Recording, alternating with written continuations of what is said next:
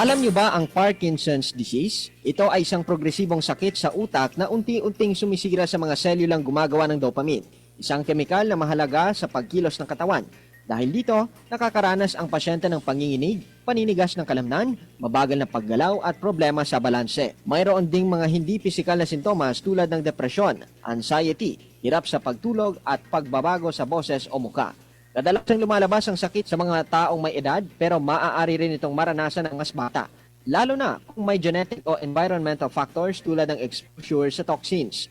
Malaki ang epekto ng Parkinson sa kalidad ng buhay ng pasyente at ng kanyang pamilya, kaya mahalaga ang agang pagkakala sa mga sintomas at pagkakaroon ng suporta. Tuwing Abril, ginugunita ang Parkinson's Awareness Month upang palaganapin ang kaalaman tungkol sa sakit, ikayatin ang mas maagang diagnosis at suportahan ang pananaliksik para sa mas epektibong paggamot.